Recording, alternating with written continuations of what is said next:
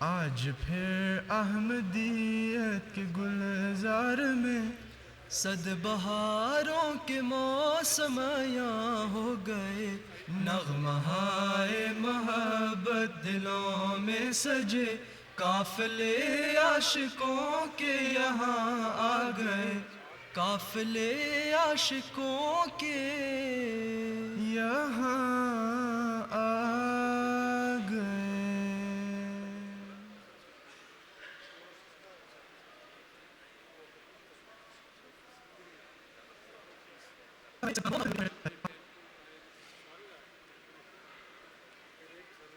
آج پھر احمدیت کے گلزار میں صد بہاروں کے موسم یاں ہو گئے، نغمہائے محبت دلوں میں سجے، قافلے عاشقوں کے یہاں آ گئے، قافلے عاشقوں کے یہاں آ گئے۔ آج پھر احمدیت کے گلزار میں صد بہاروں کے موسم یاں ہو گئے، نغمہائے محبت دلوں میں سجے، قافلے عاشقوں کے یہاں آ گئے، قافلے عاشقوں کے یہاں آ گئے۔ آج پھر احمدیت کے گلزار میں صد بہاروں کے موسم یاں ہو گئے۔ السلام علیکم ورحمۃ اللہ. All members are requested to please proceed to the main hall. The next session will be started in 2 minutes. تمام دوستوں سے درخواست ہے کہ مین ہال میں تشریف لے آئیں. تھرڈ سیشن 2 منٹ میں شروع ہونے والا ہے. جیسا کہ دوست جانتے ہیں تمام تقاریر انگلش میں ہوں گی، تو ایسے دوست جن کو اردو ٹرانسلیشن کے ہیڈ سیٹ چاہیے وہ ہال کی پیچھے سے وہاں پہ ڈیسک ہے، وہاں سے اپنے ہیڈ سیٹ لے لیں اور دن کے آخر پہ ان ہیڈ سیٹس کو واپس کر دیں. All those youngsters and khuddam and young Ansar are requested to please vacate the chairs for seniors.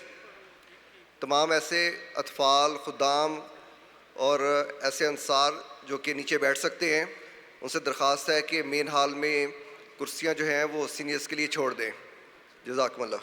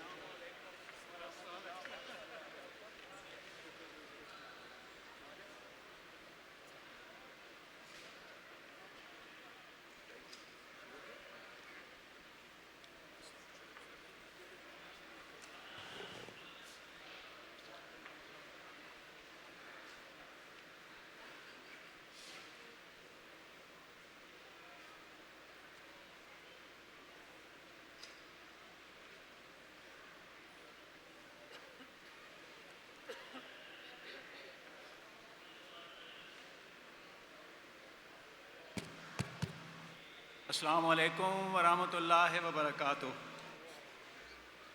We start the third session of Jalsa Salana, Western Canada, with a recitation from the Holy Quran. I request Mukarram Abdul Hakam Al-Choudhary Sahib to please recite. Assalamu alaikum wa rahmatullahi wa barakatuh. I will recite the verses 108 to 111 from the Surah Al-Kahf from the Holy Quran. أعوذ بالله من الشيطان الرجيم بسم الله الرحمن الرحيم إن الذين آمنوا وعملوا الصالحات كانت لهم جنات الفردوس نزلا خالدين فيها لا يبغون عنها حولا قل لو كان البحر مدادا لكلمات ربي لنفد البحر قبل أن تنفد كلمات ربي ولو جئنا بمثله مددا قل إنما أنا بشر مثلكم يوحى إلي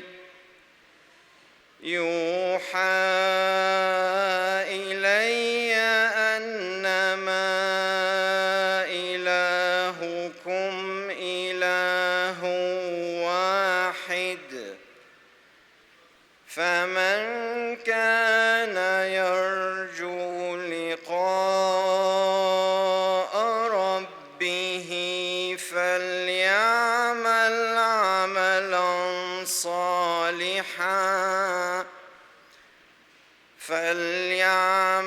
عملا صالحا ولا يشرك بعبادة ربه أحدا. Jazakumullahu ta'ala Asnal Jazaa. The English translation presented by Kashif Ahmad Sahib.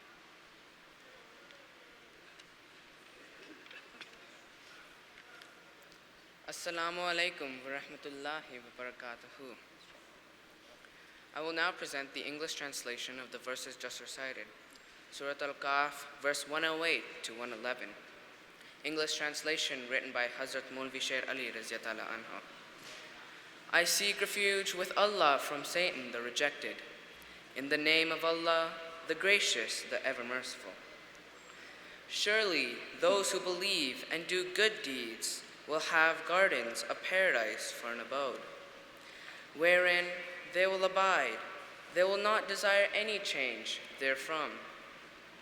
Say, if the ocean became ink for the words of my Lord, surely the ocean would be exhausted before the words of my Lord came to an end, even though we brought the like thereof as further help.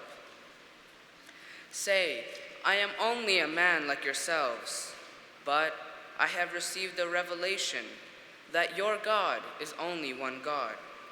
So let him who hopes to meet his Lord do good deeds, and let him join no one in the worship of his Lord. Jazakallah. Thank you.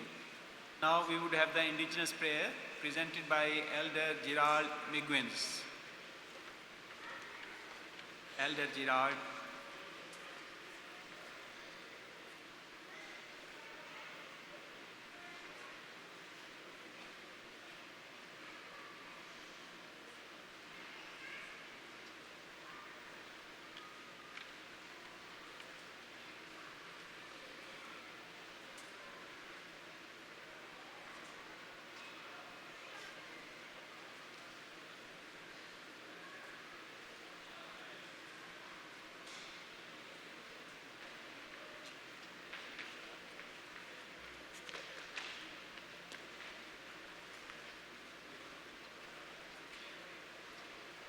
Let me know if respected Elder Gerald Migunis is not here.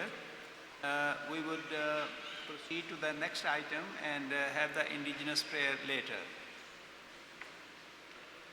Bashir Sahib.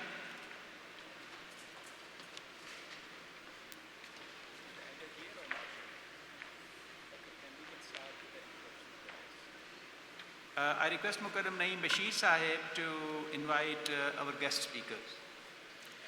Assalamu alaikum wa rahmatullah. Respected Amir Sahib, we have many dignitaries here. We're going to give some of them opportunity to speak to the audience, but due to other commitments, a couple of our brothers and special guests, they have to leave early. So this is why I will be requesting them now to come and say a few words, and the rest of the dignitaries will be given this opportunity after a little while. So my first guest whom I'm going to invite is well known to our community, Ahmadiyya Muslim Jamaat, because he has a very long relationship with our Jamaat. He lives in Calgary. He has been serving community in different capacities. He has been serving a long time as a chairman of Calgary Police Commission here in Calgary. He is serving as a board member of Alberta Children's Hospital, many other offices he has been holding. And we elected him as in Alberta, he was elected as a senator a few years back. So without delaying, I will request a very close friend of our Jamaat, Mr. Mike Sheikh, please come to the podium and say a few words.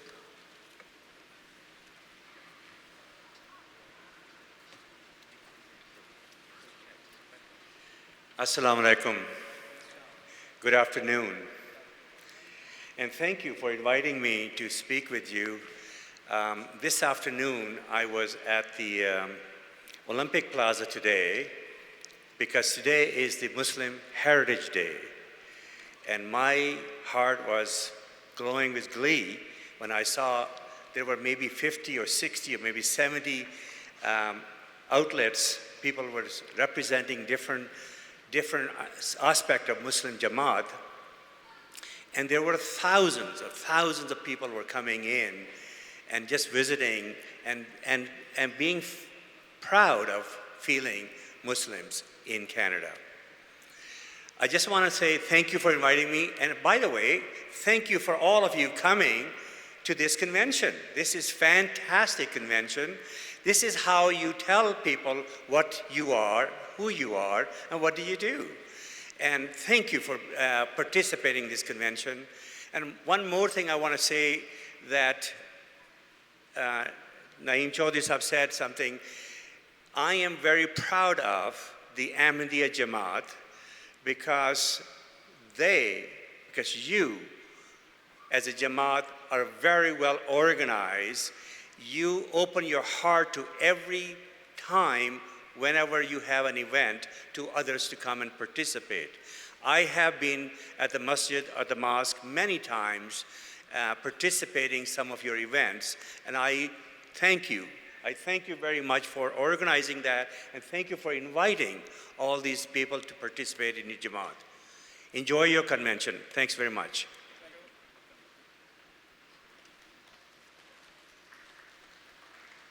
Thank you, Mike Sheikh. Thank you very much for attending this event along with your wife. So now we have Brother Fayaz Sahib. He is also a member of Provincial Assembly of Saskatchewan. He is visiting us here. I will request him to please come, and he is a member of Ahmadiyya Muslim Jamaat Saskatchewan, and I ask him to please come and say a few words at the podium.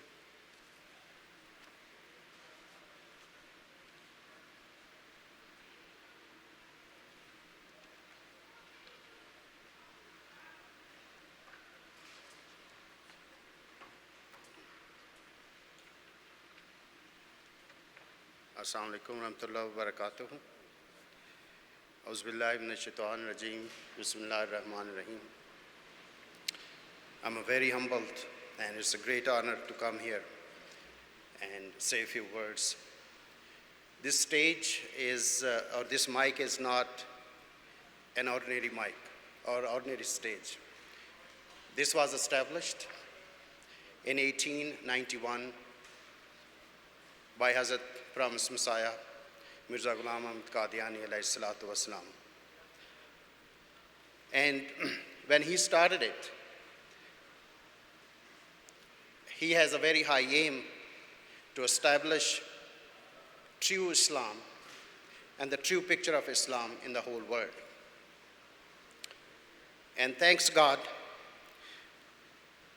our Jamaat-e-Ahmadiyya has established very good researchers through our Jamia Ahmadiyya, and those people are working day and night and bringing the truth of Islam, the actual picture that was presented by Hazrat Rasul Kareem sallallahu alaihi wasallam.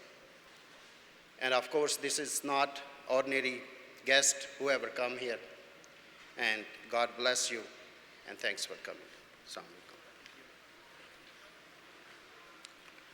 Jazakallah Fiyaz Sahib. Now my next guest is also well known to our Jamaat, Mr. Rick McIver. He is serving as a Minister of Transportation, Alberta. This is his third term as a MLA from Calgary Hayes. He has been serving in Calgary as a city elderman. We used to call them eldermen, now we call them councillors. And he served as a Minister of Infrastructure and Minister of Transportation in the past. Currently, he is serving as a Minister of Transportation as well. He is very well known to the Jamaat because he has been attending our events regularly, whether it's an annual convention or particularly the Canada Day. Recently, we just had a Canada Day on July 1st. He was there and I spoke to around 12,000 people. And he has met our beloved Hazur, His Holiness Hazrat Mirza Masroor Ahmed, may Allah be his helper, during his last visit. He attended the Peace Conference, and he also attended the opening ceremony of Beit Nur Mosque. And Honorable Rick McIver was a person who helped to build this facility because he is serving as a Minister of Transportation, and there is a ring road around the city is being built that it comes under his responsibility. We thank you for helping the community to build this facility because today we are using this for our annual Jalsa Salana. I will request Honorable Rick McIver to please come and speak to the audience.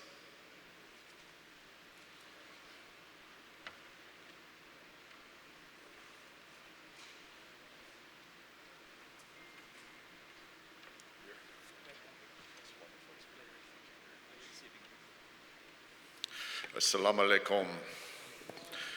It's my honor to be here. I feel like I'm amongst friends and amongst family because I'm on the Sutina grounds. Great Chief, great to see you here. Great to see everybody here as part of this important event. What was said is, yes, indeed. Just so you know, I didn't really lift a hand to help build this building. I was part of the agreement with the nation that in order to facilitate the road, which I believe at some point will become called Sutina Trail. Yes, the Chief's nodding, that's the right answer. The nation agreed to have the previous location of the sportsplex knocked down, and as part of the agreement, this got built. So that was my role. I didn't want anybody to think I actually had some skill to build something like as fantastic as this. Other people did that great work. However, it's wonderful to be here amongst our friends with the Ahmadiyya community. I wanted to say thank you for letting me be a small part of this important gathering, this important meeting. And I'm reading My favorite phrase from the Ahmadiyya community right in front of me, love for all, hatred for none. I think that's a model for all of us to live by, whether we're Ahmadiyya, whether we're Christian, whether we're any other faith or no faith at all. Those are words that all of humanity, and we all are brothers and sisters, would be wise to live by those words. So it's wonderful to be here amongst a group of people that live by that core belief, and to say we have a lot of work to do together. And I want to thank the Ahmadiyya community for being an important part of Calgary, for contributing to our society, and for bringing that spirit of love for all and hatred for none. This world needs more of that. I want to wish everybody a successful gathering, and hope that everybody gets home safe. And also thanks to the Chief, the Council, and the nation for hosting us here on the beautiful Tsuut'ina lands, the Tsuut'ina Nation. And I wish everybody a wonderful gathering, and I thank you for being here on behalf of our Premier, Jason Kenney, our government of Alberta. It's a real pleasure and an honor. Thank you so much.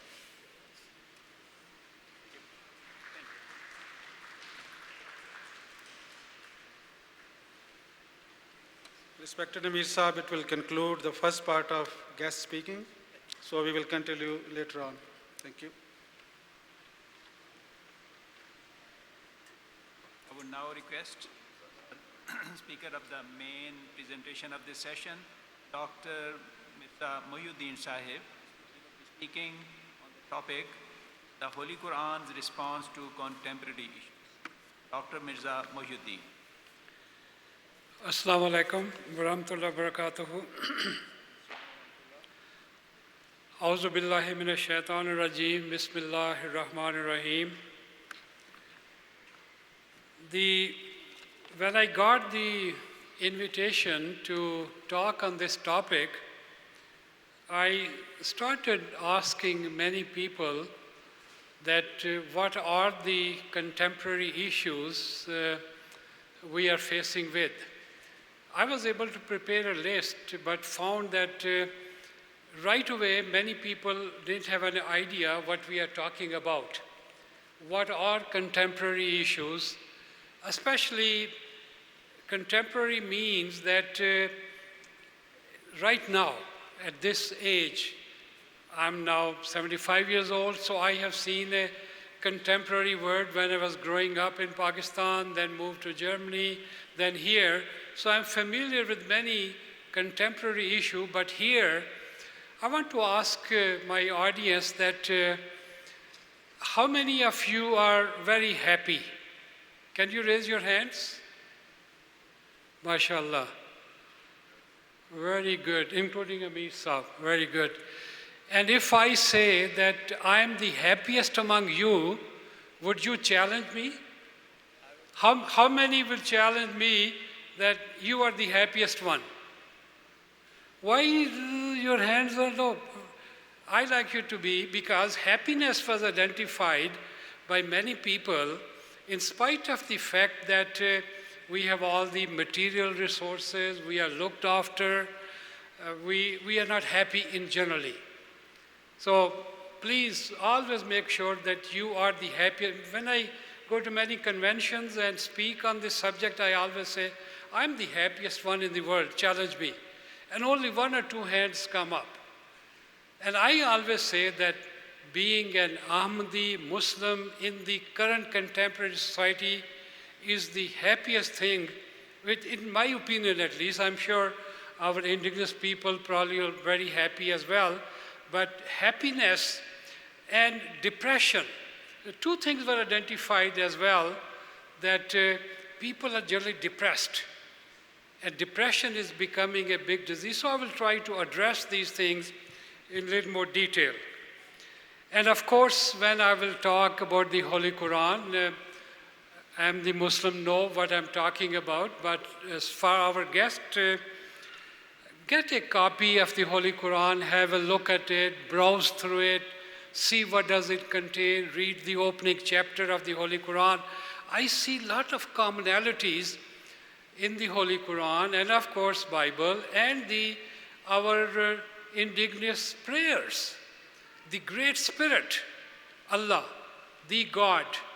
So the Holy Quran, every Muslims hold dear to it, and alike non-Muslim also, because sometimes Quran is being shown on the internet as a very scary book. It is telling you to go and kill people. Many times when we have our open houses, many people come and very afraid that don't touch the Holy Quran. If you touch the Quran, suddenly something will come out and grab you. That's not the case. It is a beautiful, wonderful book. We believe is the word of God the Almighty. God the Almighty, the Great Spirit, revealed it to Prophet Muhammad, sallallahu alaihi wasallam, peace be upon him. He was not a politician. He was not a great minister of something. God chose him to reveal his message because he was pure, he was wholesome, he was forgiving, he cared for humanity. So his message was believed by the people. That this person, Muhammad, peace be upon him, never told a lie among his people. So how could he tell a lie against God? So when I will be quoting from the Holy Quran, this is what I'm talking about. Now, I will be using the word Allah, God the Almighty. I did use the word the Great Spirit. So the biggest challenge we are facing in the contemporary society that we don't know what we are talking about. What does God really means? Is God still approachable? Is God still accessible? We have prayers, but we don't honestly believe that God is interested in my welfare. I think somehow people believe that God used to talk to people. I always wonder that during the time of Moses, peace be upon him, the Israelites, there were prophets every generation, several of them. What happened now? After Prophet ﷺ, Christians are waiting for the Messiah to come back, and some people don't believe. They say, that's it, there's no hereafter. So Quran and knowing Allah is very, very important to solve our contemporary issue. So the definition from the Holy Quran, chapter 59, 24, He is Allah. And whenever we use the word He, many times ladies say, why not she? And I say, okay, whatever you understand, he, she, nature, whatever you believe in, is a word which the Holy Quran we translate. In the Allah cannot be translated as a he or she. Allah has over 100 attributive names. So we recognize God the Almighty, establish a relationship with Him through His attributes. So He is Allah, there's no God beside Him, the Sovereign, the Holy One, the source of peace. If Allah is the source of peace, then what is the problem? We refer to Allah on this matter. Right now, look at what's happening in Alberta and Canada. Elections are coming, and so much confusion is being caused that we don't know what peace means even. Objections are thrown on people. The rationality is gone. And we are civilized people. I had a very fantastic experience 3 weeks ago. There's a society in Edmonton, Canadian for Civil Liberties Association. Those people were so tired that they have formed a society. There were 40 people sitting in a circle talking about what's happening now, what's happening in Kashmir, what's happening in Palestine, what's happening. And these are different religious people, some non-religious as well. But I didn't hear the word Allah as a source of peace. So for us it's very important to understand that the bestower of security, the protector, the mighty, the subduer, the exalted, holy is Allah, far above which they associate with Him. Many times if somebody gets power, they think that they are God. Anything they say is final. But when God talks about, he has created this word on principles of equality, justice, absolute justice. So if our rulers, politicians, authorities could find this thing, justice and absolute justice, then a lot of contemporary issue could be solved. I will be using the word Islam, of course, many times. We know very well Islam is the religion of peace. I practice it, you practice it. It literally means complete 100% submission to the will of Allah. Biggest problem in contemporary society is that we try to use our mind, but the primitive mind, which is our instincts, to solve the problems. But actually what God has given us, that everything originates from me, all my capacities and capabilities, where do they come from? The Great Spirit bestowed on me. So I got to know that Great Spirit. I'm his creation, he is the creator. Muslims are those people who profess Islam as their religion, and to accept and declare oneself as true Muslim require a thorough understanding and obedience to the principles of Islam. And I find that the Islam I believe in is a secular Islam. It's not a denominational Islam. All its political, social, economic are applicable to everybody. So I invite the attention of our guests and those who don't believe in God, at least look at the nature which God has created and try to understand how nature is run. I'm a plant scientist by training. I learned from plants about God, that they work in perfect harmony. There's no conflict.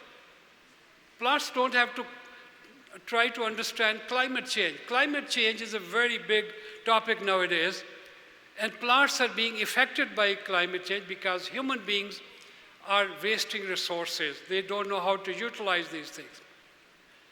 So understanding, obedient to God, and then at this time I like to share a joke as well on this topic, first in English and then in Urdu. If I can't explain in English too much, then try to laugh a little bit to relax you. And then I'll translate in Urdu as well. I know my translator will have a lot of difficulty because I'm not following the script right now. There was a gathering of dedicated people, and a Maulvi Sahib. Maulvi is a term we use with a big beard. We think they are knowledgeable, godly people, but I'm using the word Maulvi Sahib, was also preaching on the podium like me, fervently, Islam is the true religion, I am a true Muslim. And suddenly a person walked in with the sword in his hand and announced there that, is there a true Muslim in here? And people got scared. If I am standing here with a sword, any true Muslim here? How many will raise the hand? You're scared of that sword, you see. So what happened that one person, a buzurg, a senior person got up, I'm a true Muslim. How many of us will say that I'm a true Muslim, especially when you're facing danger? But he had the courage, so the fellow with the sword took him out, away from these people, and respectfully slaughtered a lamb in his recognizing, here is a person with the courage of a true Muslim. He asked the person, please stay here. So came in and his sword was dripping with blood. So he came in, and now what people saw, they thought likely he has killed that true Muslim. Now he's saying, okay, where are anybody else true Muslim? So everybody went into panic. And suddenly they said, yeah, this Maulvi Sahib is a true Muslim, this Maulvi Sahib is a true Muslim. And then Maulvi Sahib said, for God's sake, I'm not a true Muslim. I just came here to know my TV was not working and found is my cable working or not. So have that courage of true Muslim, And it has become a contemporary issue as well. What's happening in Pakistan, of course, we are not allowed to say we are true Muslims because they have, actually the definition is anybody who claims to be a Muslim is a Muslim. Anybody who claims to be a Christian is a Christian. That is the Ahmadiyya philosophy, which is we practice, we preach, love for all, hatred for none. But I always challenge that love for all, hatred for none. This sticker was on my fridge, and I will use this sticker to convince my wife not to do shopping, etc. She got so tired that one day she took a pen and crossed the N out of none. So it became love for all, hatred for one. And I'm living with that. So a lot of things could happen on the contemporary issues as well, I guess. So, you have understood English, you laughed, so that's good enough. I won't translate in Urdu. Now, what are the contemporary issues? So contemporary issue mean the problems which affect us at present time. They are broadly classified under the sphere of social, moral, economic, and political systems and ideology. Basically, conflict which arise under those categories. People and governments have attempted to write about these issues, and news are full of these contemporary issues, and suggest solutions. Government try to pass legislation, morality, morals, especially for the politician, is a big issue. From the politician, we expect a standard which is probably was present a long time ago, but now we expect from them, and they're daily in trouble. So I'm just going to talk about Canada and Western countries. So topics may include abortion, poverty. In spite of all our wealth, all our knowledge, in Edmonton, Calgary, there are homeless people. You go to downtown and see, why is that? Because the wealth distribution is not there. Our economic system, there's something wrong. In Islamic system, true Islamic, people are afraid of Sharia. But they don't realize in a Sharia government, nobody will sleep that night. The politician would not sleep that night if one person is hungry. Is Sharia bad? Not at all. So you got to understand, don't be afraid of these things. Animal right, immigration, physical assisted suicide, a physician, big topic right now. Because we are still grappling what is the purpose of life. We don't know yet. Many people don't know. Unless you believe in God the Almighty, the Creator, then before that we can't understand that. So still debating, should we kill those people gently, invite the doctor and he gives an injection. Some say it is immoral. And then of course, freedom of religion, freedom of speech, hate speech, cloning, income inequality, pornography, gun rights, racial profiling, capital punishment, overpopulation, prostitution, drug legalization, torture, and many others. So there's a whole list of that.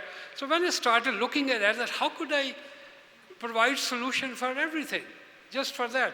So I started searching the Holy Quran and found something very, very intriguing. In chapter 74, verse 43, here is the scene. We believe that there is a day of judgment. We believe that when we die, our spirit will be presented with the great spirit, Allah, the God, the Almighty. So this is the beauty of the Holy Quran. The way it gives advice is that Ma salakakum fi sakara. Allah will ask.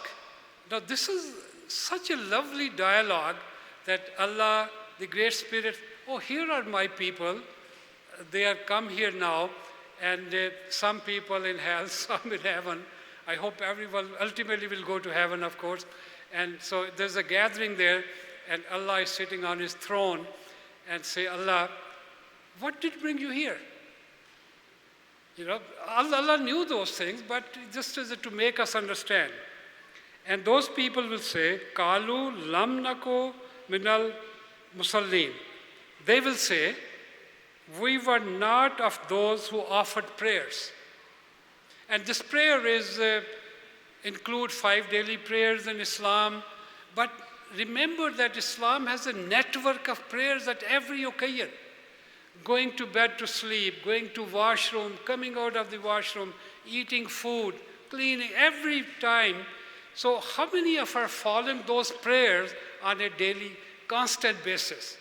I think we have to teach our children, right, and ourselves as well. Those are such a beautiful prayers for every occasion that if we practice that, a lot of these contemporary issues could be solved. So they will say, we were not of those. And now I realize that why our beloved Khalifatul Masih is constantly reminding us, offer your prayers, offer your prayers. Problem Islam, Amir Sahib, Bari Sahib, everybody is telling us, did you come to prayer? Come to the mosque. We are building this mosque. Come here. So it's not only offering our prayers, but I tell you, those who follow the 5 daily prayers, it teaches discipline.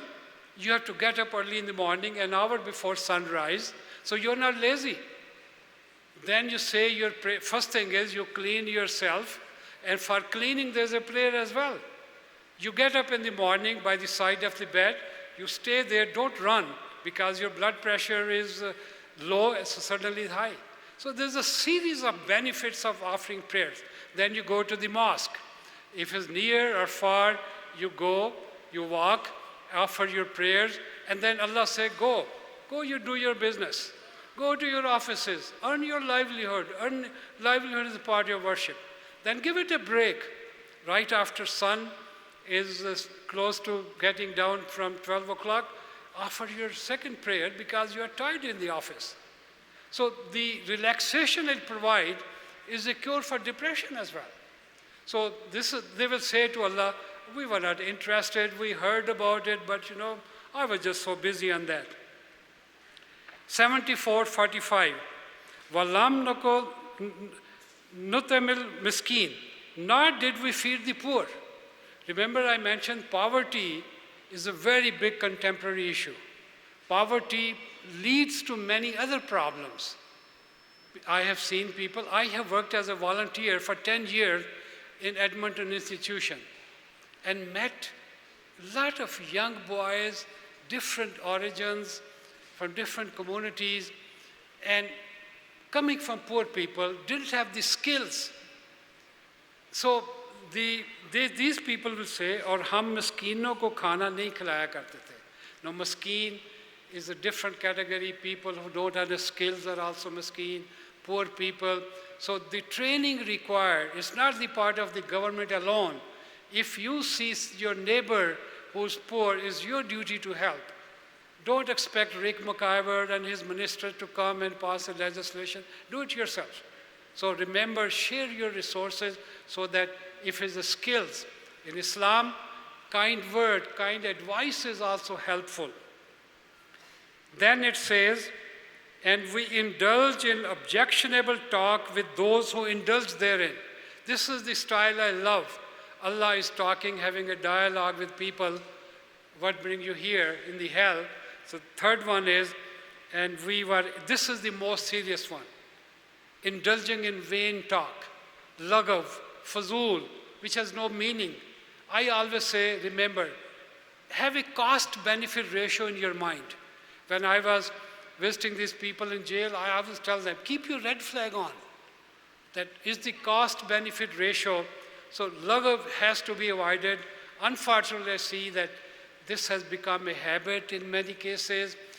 Our ladies especially, somehow they indulge in speaking ill of others. Prophet ﷺ is so against it that speaking ill of others in the sight of Allah is very, very dangerous. And that will take people to hell. You don't have to wait. The fight will start because of speaking ill. So, और हम लग़व बातों में मशगूल रहने वालों के साथ मशगूल होते थे. So it's not one person, because the lagav, the objectionable thing is not alone.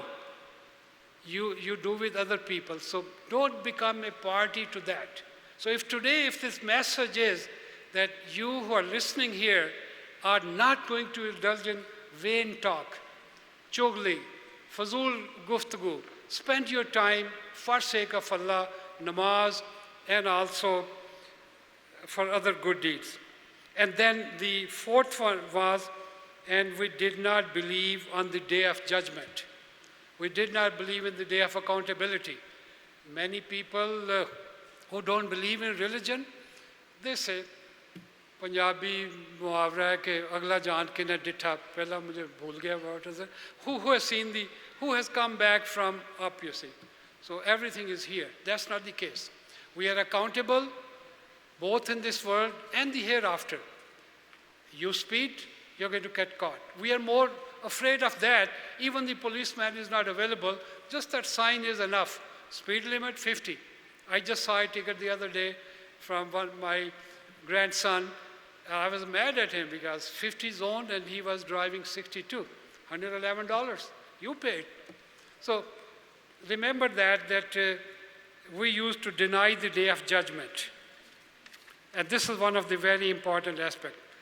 And then Allah continues, then people will say, we continued with that in spite of the fact that there was a lot of advice and admonition from conventions, from Hazur's khutbahs, at the podium in our mosque. We didn't care. Listen from one ear and put on the other until yahan tak ke maut ne hame aa liya. And they will say, God, send us back. We'll be good human beings now. Allah said, no, not now. So this is the time when we are able to reform ourselves, we should do it. But the last two verses are so fascinating, and this is the time when no intercession will help. Koi sifarish kam nahi aani ho to. And the last one is, Allah will say in the chapter 74, verse 50, what is the matter with you that you are turned away from all this advice? बस उन्हें क्या हुआ था कि नसीहत और बातों से पीठ फेर लिया करते थे. They will move away. That this, our chief is telling us these things and we just not interested in this one. Allah says, as if they were frightened asses. Allah कहता है कि जैसे तुम गधे बने हुए थे. और अगला वर्ड है fleeing from a lion.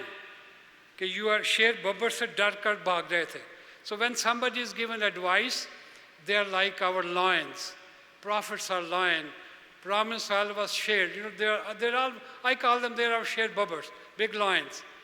Little one are tigers, you know, I call them they advise. Anybody who provide advice, so why do you run away like a frightened ass? So Allah invites, it was amazing to me. I've read Quran but missed those verses and those details. So Allah says कि भाई खोते ना बन जाओ शेर बब्बर दी गाल सुनो. So to summarize, how to handle all these contemporary issues, we have to create a continuous culture of values, Islamic values, Islamic thoughts, Islamic techniques, Islamic practices. We have to practice what we preach. We present Quranic solution to others, but we have to apply first to ourselves as well. If an advice or guideline is received from our beloved Khalifatul Masih, copy it right away, follow it right away. Don't wait for an official memo for Amir Sahib to come, then we'll follow it. Last is, सोच दा कीड़ा अंदरों अंदर पूरा बंदा टुक जांदा है. Our thought process affects our behavior. Slowly, bad thinking will get you. दुनिया राजी कदी नहीं हुंदी, बंदा मुकदा मुक जांदा है.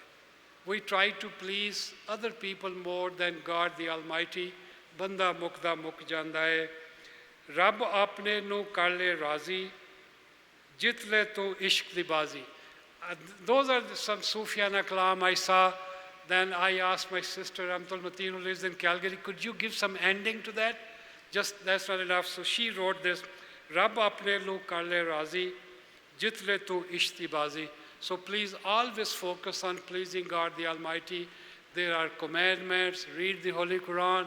If you don't know, then Hazur's khutbah are constantly reminding us on these things, that this journey of life become a meaningful one. When we go, present before Allah, let's hope that we are not in that group who calls, come over. Jazakallah. Thank you very much. Thank you, Dr. Sahib. And now request Naeem Bashir Sahib to please.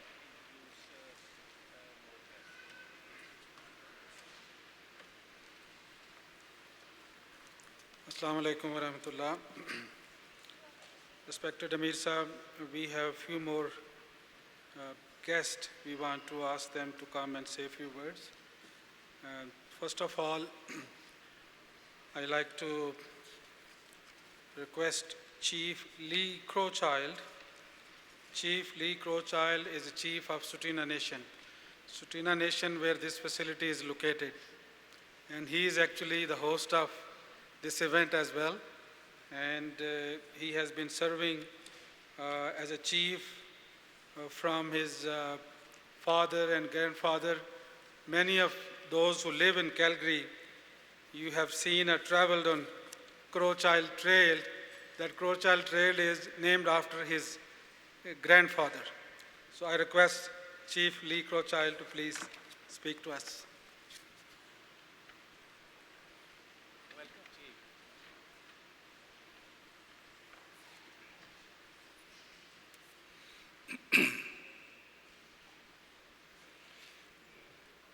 Tata Nastada, Ayahota, Ayahona, Niskakalaga, Size Hakidje, Chatanite Kazeata. Welcome to land, the sovereign land of Tsutina. I would say about 99% of you have never been on our land. And we are a sovereign nation. Canada exists within all of First Nations land, and we allow that to happen.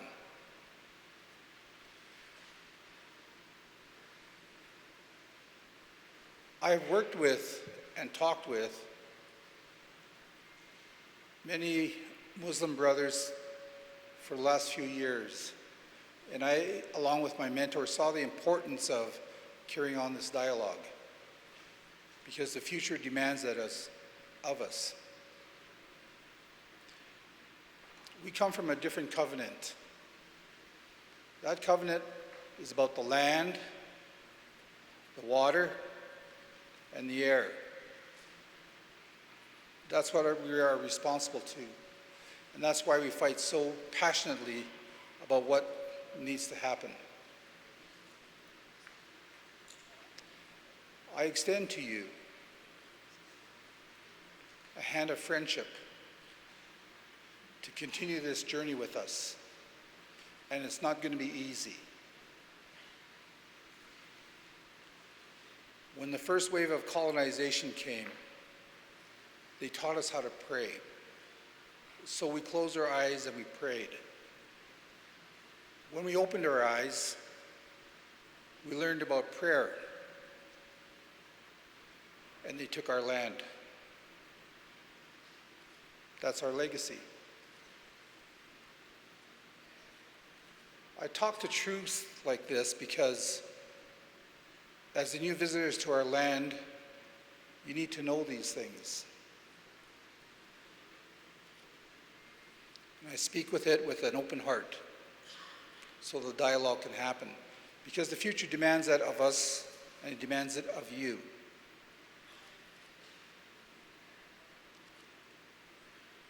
Our responsibilities for the future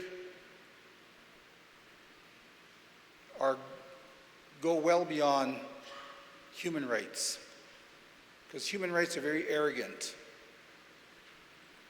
It goes beyond civil rights, because civil rights is very ignorant. We talk about the natural rights, the rights to exist, because the land will take what belongs to it. And the water will take what belongs to it, as well as the air. And if they decide they no longer need human beings on this earth, they'll take it. And there's nothing we can do about that. So we learn to live with the land, because we learn to live with each other.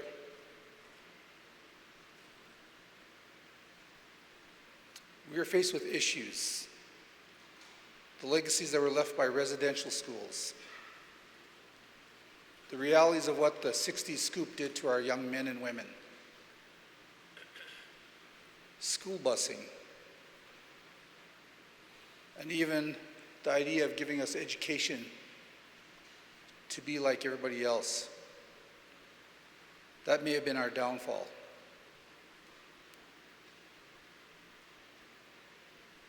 We must prosper, and we must prosper together. None of us know who our children, grandchildren, great-grandchildren are going to marry. Maybe we'll decide that we're going to marry somebody from the Muslim world. We don't know that for sure, but we have to go with the assurance that we're creating understanding between all of us here. I invite you all to be part of this journey. You see the effects of what the history has done to us, because you all walk down the streets and you see our brothers and sisters struggling. Some of you may have taken advantage of them. I hope not. Because it's the time for change. Change in this world has to happen, or we will cease to exist as people, as nations, as humanity.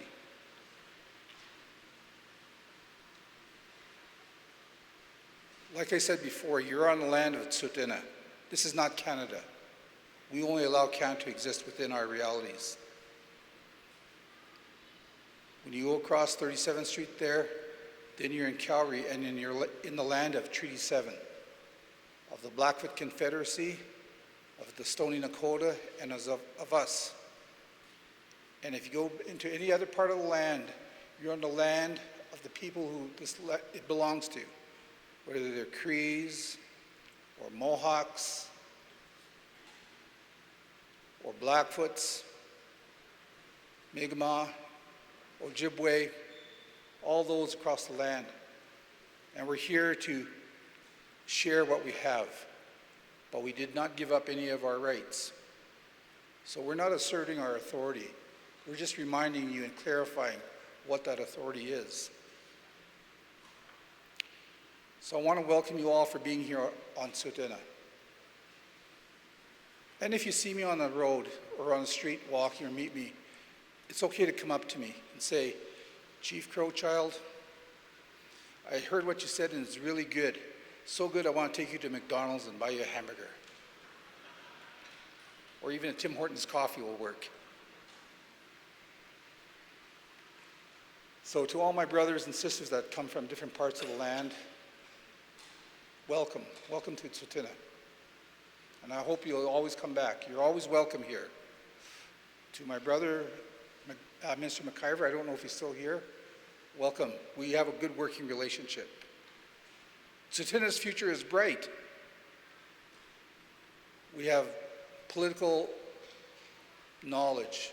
We have economic aspirations. But we have social commitments to change things for the better. I always maintain if I talk more than 3 minutes, I'm going to be bullshitting you. So this is my 3 minutes, and I want to thank you all for being here. Thank you to the young men who are serving me water. I appreciate that. Siaskas. Thank you very much. Nani Sane.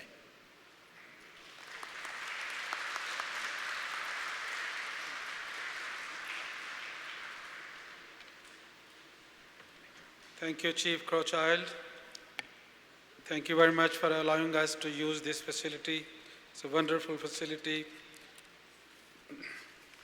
Now my next guest is Chief Dr. Robert Joseph. Robert Joseph is visiting us from BC, He is a member of National Assembly of First Nation. I'll request Chief Dr. Robert Joseph to please come and address us.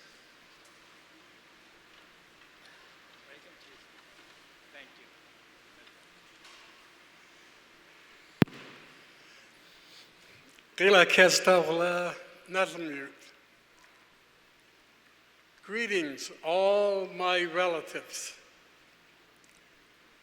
Namuyut.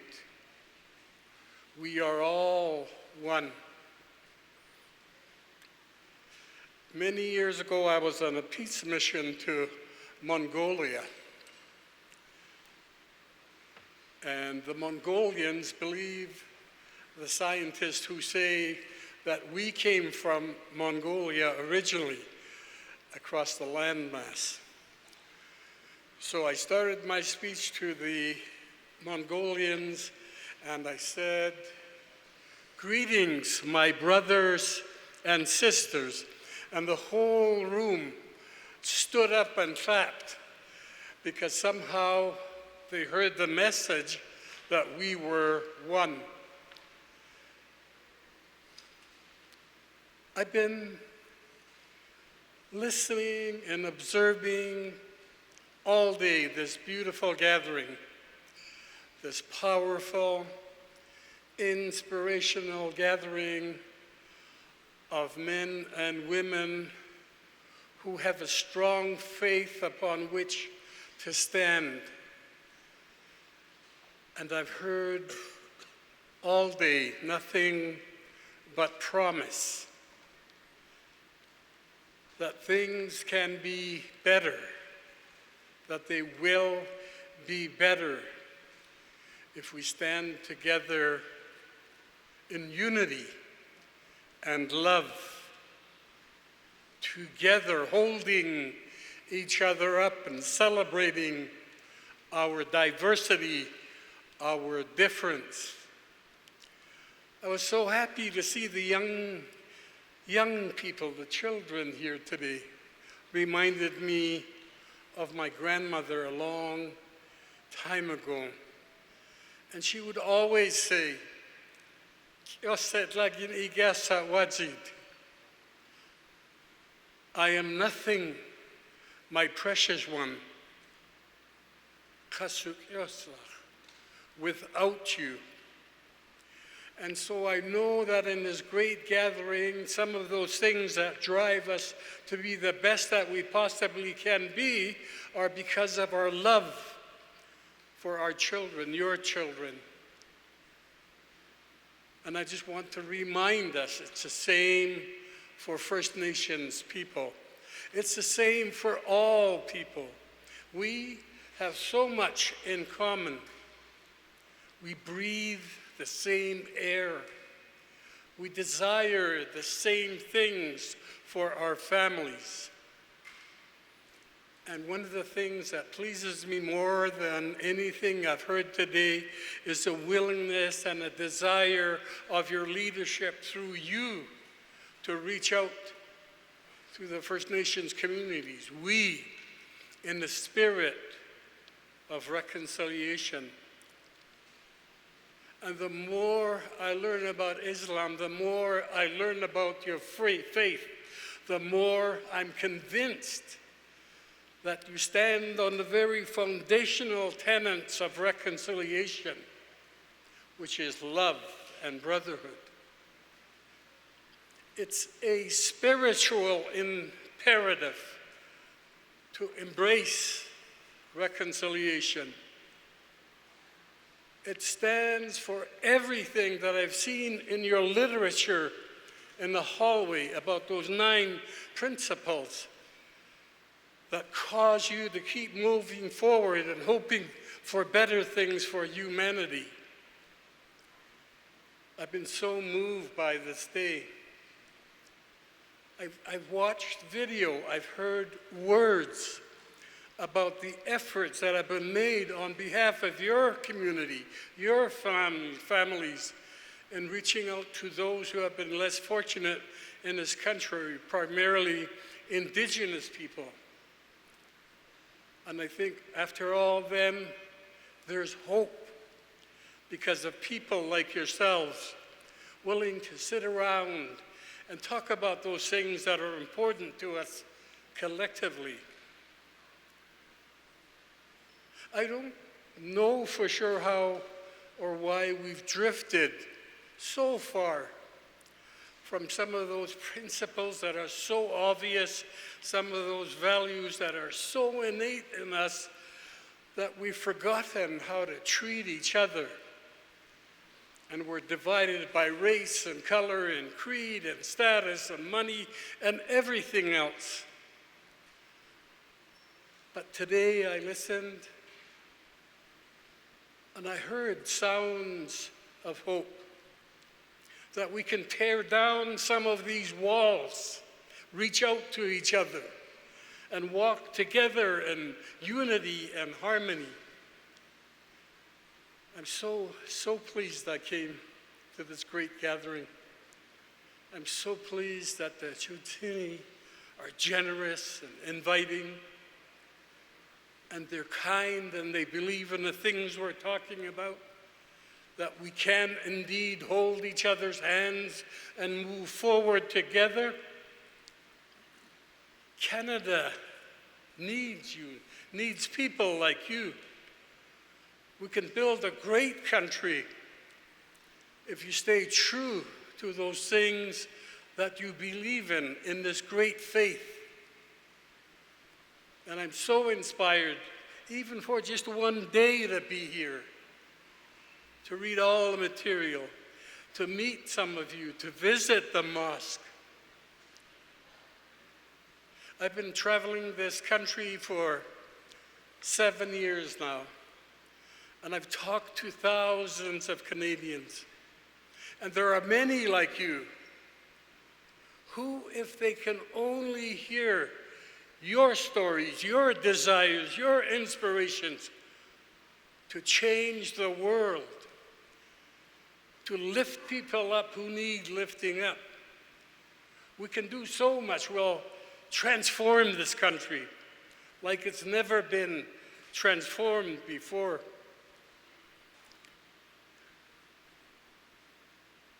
So I want you to go on loving, go on holding on to your faith, go on dreaming that we could create lives for all of us that is equal and just, compassionate, gentle and kind, inclusive, like I said. Just follow your heart. Follow Allah's commands, the whisper of Allah's voice, the spirit of Allah in your lives every day, so that for every day that you breathe, this planet will be better.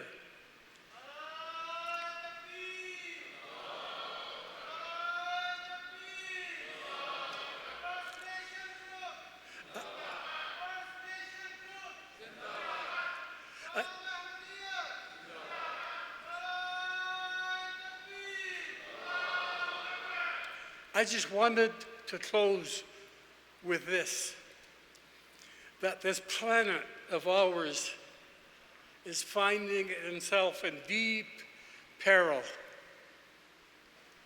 And there are some things that we as nations of people and as a society have to come to terms with. If we created all the riches in the world, built our homes and our communities, and everything seemed so well, and it goes down in peril because of climate change, global warming, what would be the worth in that? So I'm just saying that tonight and the days to come, two things I want you to remember. Pray about reconciliation and what it means to you. And pray about this planet and what climate change, global warming means, and what our responsibilities are in all of this. So I want to thank you all for allowing us to be here with my relatives It's been a real pleasure, a real learning experience, and I hope that over time we'll get to meet again. Qila kastagla, thank you.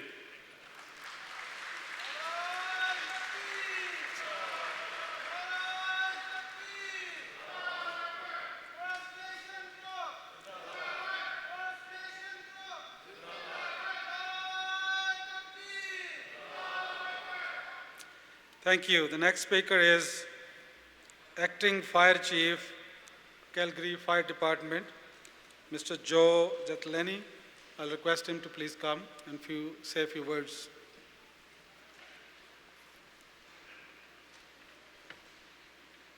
We have a few more guests to come and speak, and then we'll continue for the rest of the program.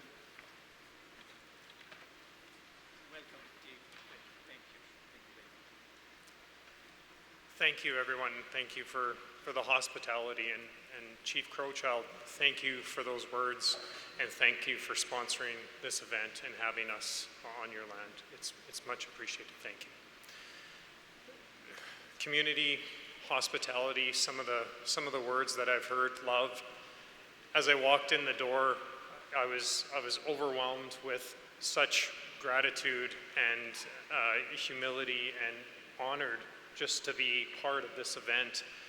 And as I walked through, and I had a young man take me through the principles of the Quran and refresh me from, it's been a few years since I've been at an event like this, and one of the principles that came to mind that just stuck with me was principles that we closely live by in the fire service, and that's about helping others. And as we read through the banner, there were so many similarities about giving back and value, and I appreciate the happiness and aligning those values and purpose in life with giving back to others and helping those that may be in a time of need.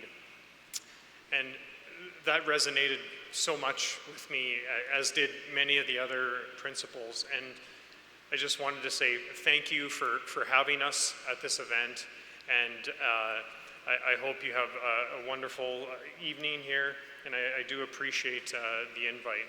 Thank you.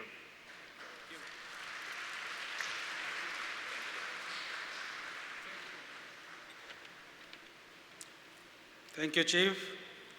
Now I'll request our next guest is Mohammed Yaseen Choudhary Sahib. He is MLA from Calgary North. Yaseen Choudhary Sahib is not new to Ahmadiyya Muslim Jamaat Calgary, because he is involved in Pakistani community for many, many years. He has served as a president of PCA, Pakistan Canada Association. Recently, in provincial election in April 2019, he was elected as a MLA, and on April 30th, 2019, he was appointed as a Parliamentary Secretary of Immigration of Alberta. So I'll request Brother Yaseen Choudhary Sahib to please come and say a few words.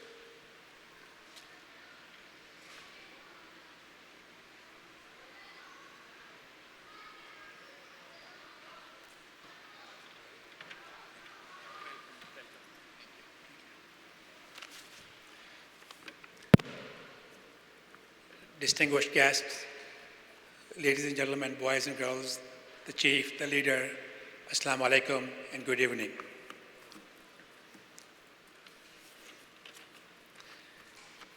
Thank you, Naeem Sahib, for a very kind introduction.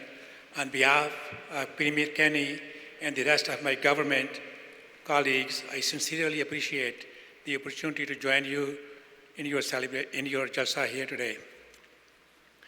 I want to start by saying thank you to the organizers of Ahmadiyya Jamaat for putting this annually for many years, and I have been part of these Jalsas for many years as well.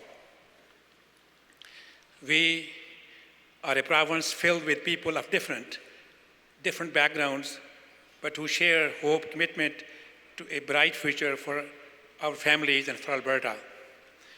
It is events like these that are a reminder of the vibrant diversity we are blessed with.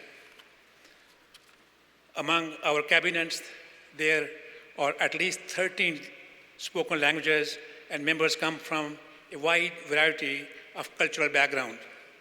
Alberta now has a ministry that is ready to get the wheels running again on immigration with a strong focus on multiculturalism. There are just some of the reasons I'm so honored to be part of this government and to be here celebrating with you in this Jalsa. Events like this are vital to the health and prosperity of our province, which has always been a magnet for immigration. Celebrating different religions, cultures is part of Alberta tradition.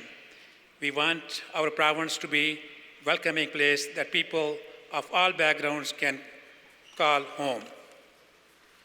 Our government recently introduced the Fair Registration Practices Act. We did this because we strongly believe that newcomers are essential to our province. We have seen how underemployment can cause unnecessary stress for immigrant families whose education and skills are not being used to their full potential. This legislation helps make life better for those families and for all Albertans by removing barriers to foreign credential recognition.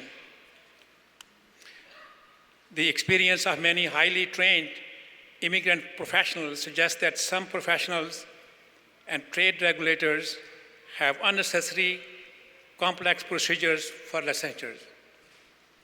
This can cause professionals to spend years jumping through regulatory hoops.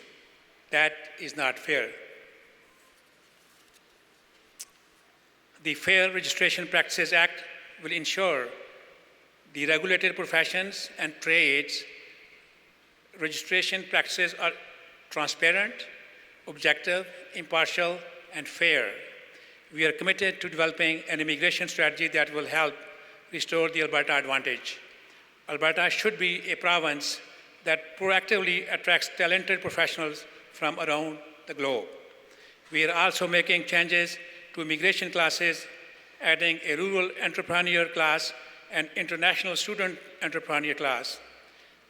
Through these policies, we hope to breathe new life and diversity into rural communities and retain foreign-born graduates of Canadian and US schools. It is my hope that through these commitments and many others, we will continue to see multiculturalism in Alberta grow and thrive. I hope we see more celebration, jalsas and gatherings like this, recognizing the deep roots of multiculturalism in this province. We truly value organizations like Ahmadiyya Muslim Jamaat and the work they do. Thank you very much for inviting me here, and I'm very glad to be here, and all the best with your remaining jalsa here. Thank you. Khuda Hafiz.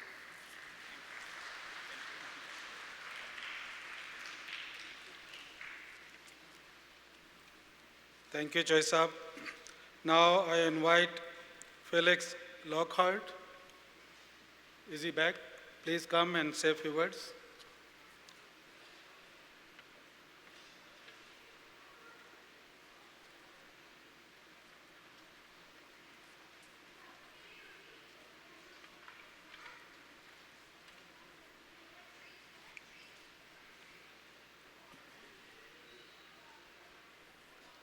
Assalamu alaikum.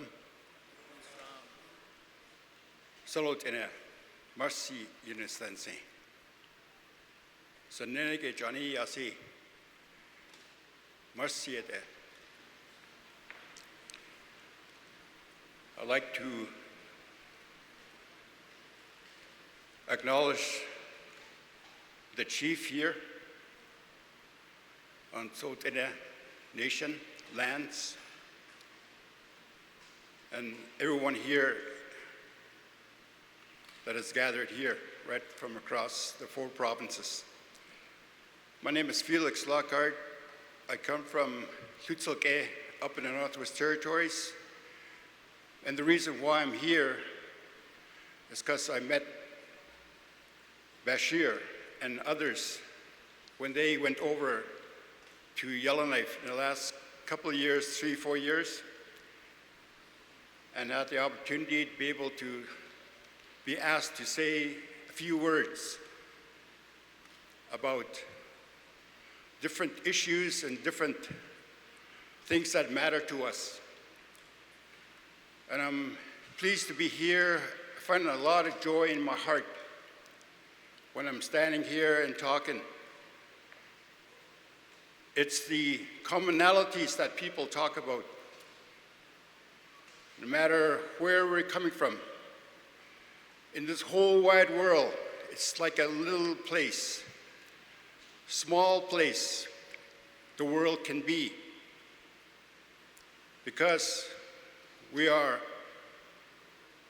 speaking the same language as human beings. As human beings, we care for what happens around us in our environment, with each other. I believe that we are going to make a difference as we go along in this world because of that. When I was growing up as a young boy, I was not allowed to be curious, to ask questions. I was dictated as to how I should think, as to what I should say.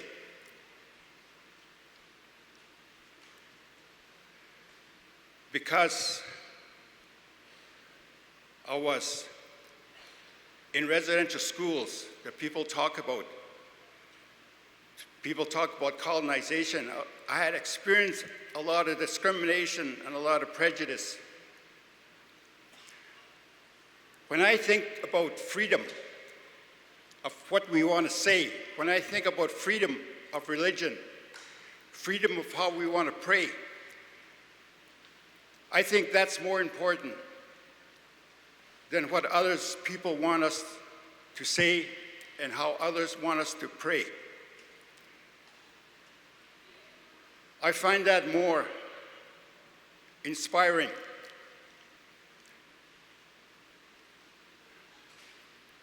Me too, like other visitors,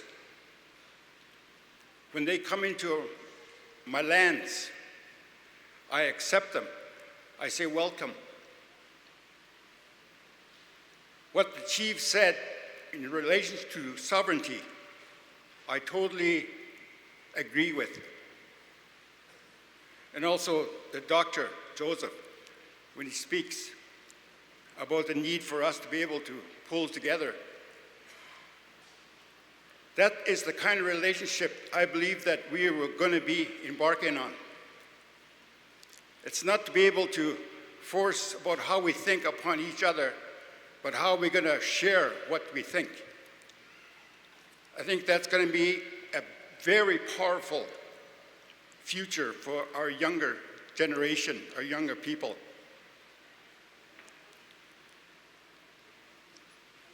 When I see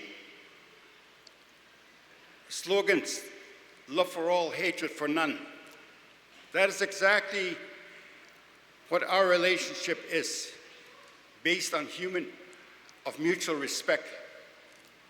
Our relationship with newcomers. Other people may say settlers.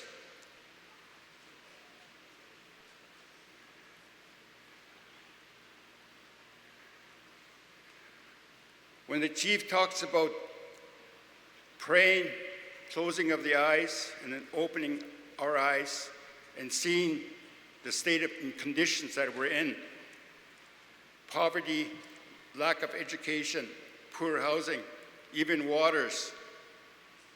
Back in my homeland, we still have a lot of clean water, clean air, and a lot of animals that we traditionally hunt. I just come from a spiritual gathering just last week where we had the opportunity to do that.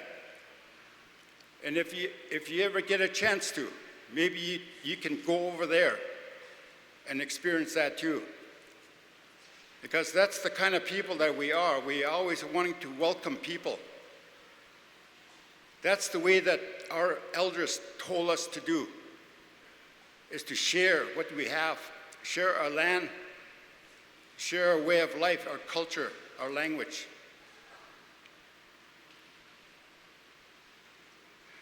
Right now, I find it a bit difficulty, but this hospitality, and I see some people walking around giving out water, the little children sitting down, really listening, really organized. Everyone is cared for. I walked in here this morning and already a couple of people, 3 or 4 people come up and offer me food. It is very healing for me. The reason why I say that is because I'm a newly grieving widower. My wife of 22, going on 23 years, passed on June 11th, a couple of months ago. It's very difficult. It was a major change of life for me. I had a tremendous time, a hard time, trying to focus on how I'm going to go forward. I can say that this gathering here inspired me, along with other positive people that are around me, that talk to me, to be able to, for me to really have a strong commitment as an obligation for me to live on. I am obligated to live on to the best of my abilities, thinking of the words the elders told me when they said that we are born to this life, to this earth, to die. And so when I think about that, I think about how am I going to live in a way that will prepare me to go back to the spirit world. So all the atrocities and all the experience that I felt in my cultural genocide as a registered school survivor, it didn't matter anymore, because the teachings here of Islam, the teachings of our indigenous ways, talk about love and respect and how we can work together, how we can get along together. That is more powerful than anything that can happen to us. So each day goes on. The hurt and the difficulty and the sadness that I experienced with the passing of my wife also makes me stronger to go forward and pass that kind of strength to my daughters, to my grandchildren. I have a lot of respect to a gathering like this when we talk like that in the same language. For me, that breaks away the propaganda of what I hear on television. I'm just reminded that I'm going over the allotted time. So I will say that I'm very happy to be here, to be able to speak, and I will continue to do so in other gatherings, in other meetings that takes place up in the Northwest Territories. I come from a small community called Tuitsalke, and we are Treaty 8. We are related somehow to the,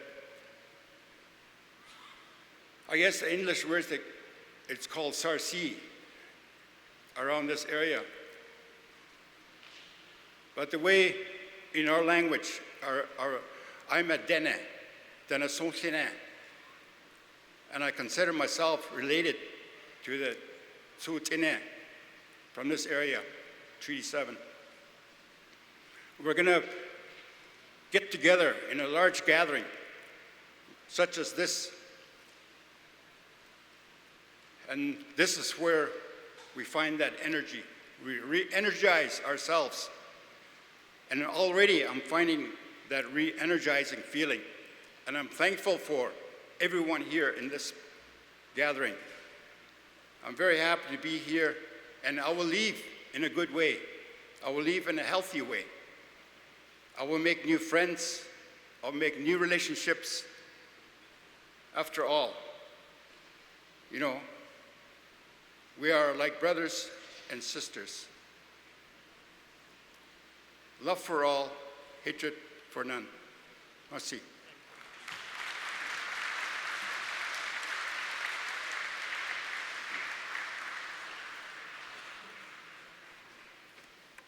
Thank you, Felix.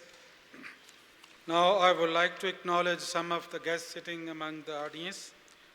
There are 3 guests. They are, as we know, the federal elections are coming in October. So I have 3 guests from same riding, Calgary Skyview, where the mosque is located, Beit Noor Mosque. So I would like to request those guests to please stand up to be acknowledged. Dr. Jagdesh Anand. Thank you. Dr. Jagdesh Anand is representing, he's trying to get nomination from the Liberal Party of Canada. Then I had Jagdeep Sahota, perhaps they had to leave. She is representing PC Party of Canada. Gurinder Gill. Is Gurinder still here? Thank you, Gurinder. Gurinder Gill Sahib, he is representing NDP Party of Canada. Then we have a very good friend of our community. His father, he is very attached to Ahmadiyya Muslim Jamaat because he served as a MLA in Alberta for many years. Now his son just got elected in April, Mickey Emery, MLA from Calgary Cross. We have President of PCCA, Pakistan Canada Cultural Association, Mr. Tanveer Taj. Hopefully he is around. Just Jazakallah. Thank you. He is sitting here. We have people from the Dishmesh Cultural Center, Gurdwara. Then we have people from Hindu Society of Calgary. There are some ladies guests. They are sitting in the ladies' side. So at the end, we have also received a video message from the Mayor Nancy. He couldn't make it, but we don't have a time. We will play it later on. And we also invited Honorable Jason Kenney, Premier of Alberta, but he has to go out of Canada this weekend. So he sent a written message, which is I will read out to you.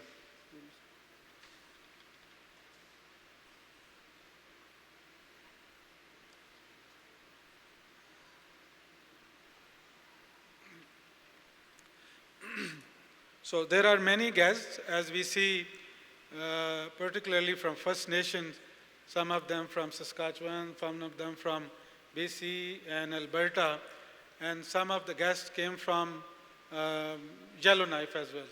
So I acknowledge all of them and thank you on behalf of the Ahmadiyya Muslim community for coming all the way to attend this annual convention.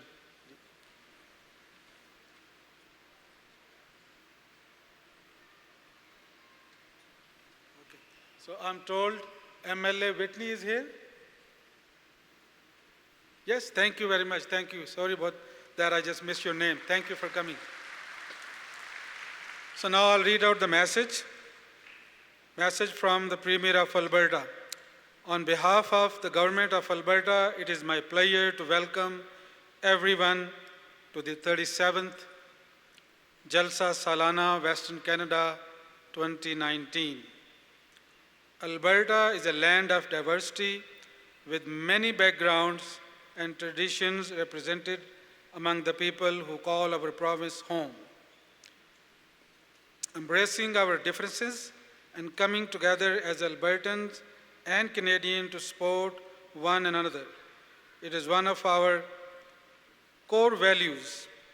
Ahmadi Muslims continue to inspire us all with their commitment to compassion and community and pursuit of the peaceful and just society for all people. I wish all delegates to the annual Western Canada Conference a rich and rewarding experience as you gather to worship, learn, and grow in faith together. It is an honor for our province to host this event, and I trust visitors to Alberta will enjoy the warm and local hospitality during their stay. Thank you to the Ahmadiyya Muslim Jamaat and the organizers and volunteers who have worked hard to make this event possible. Best wishes for the productive conference. Signed by Honorable Jason Kenney, Premier of Alberta. Respected Amir Sahib, it concludes the speakers list of there are many of them, but due to the shortage of time, I will request you to continue the rest of the program. Jazakallah.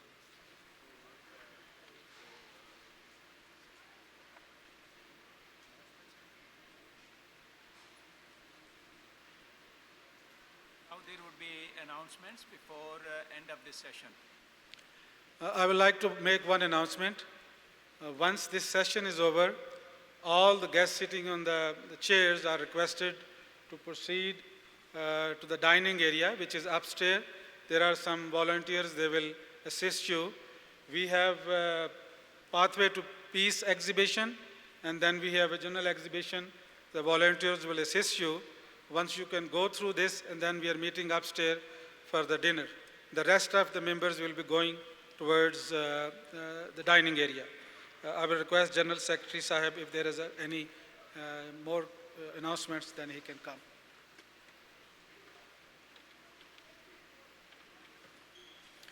Assalamu alaikum. The exhibition announcement is already done. All members are also requested to visit exhibition. There is Quran exhibition, and different translations of Holy Qurans are being displayed. And also there is a Pathway to Peace campaign exhibition as well, where 9 fundamental points are discussed in regard to this campaign. And all members and guests are requested to please visit those exhibitions. So after this announcement, the session will be concluded by respected National Amir Sahib. So all members are requested to please be seated. So dinner will be served after this session. There is an announcement from Lost and Found Department. They have found one Visa credit card. So if you have lost your credit card, please visit Lost and Found Department and get it from there.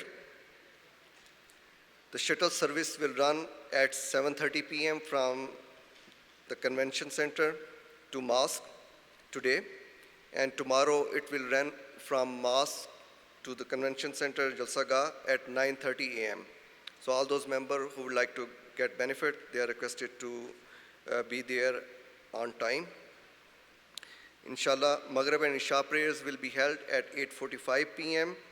in the Baitanur Mosque, followed by a question and answer session with respected National Amir Sahib. Tomorrow, Tahajjud prayer will be held at 4:45 a.m.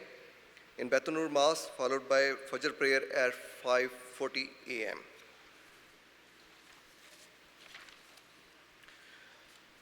The breakfast will be given at 9 a.m. at the Jalsa Gah, and the first session tomorrow will be held at 11:30 a.m. So all members are requested to arrive here on time. Local Umrah, Regional Umrah, Sadran, missionaries, and National Majlis Amla members of Jamaat, Khudam al-Ahmadi and Ansarullah, and any Jamaat members outside Canada who's visiting here, they are requested to please go upstairs after this session. Thank you very much. This session ends.